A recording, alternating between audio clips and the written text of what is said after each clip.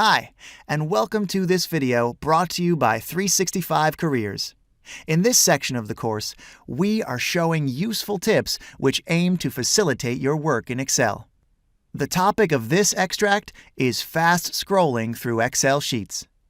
When working with a vast amount of data, it is crucial to move fast within the sheet without losing precious time in order to scroll manually. The Excel shortcut for fast scrolling is Control plus one of the arrow keys. This command takes you to the last non-blank cell. Let's provide an example. Here we have a table which contains 15,000 rows. Is there a fast way to go to the end of the table? Currently, I'm in cell D4. By holding the Control key and pressing down arrow, I find myself instantly in row 15,121, which is the last non-blank cell. This command allows you to go in every direction, downwards, upwards, to the right, and to the left.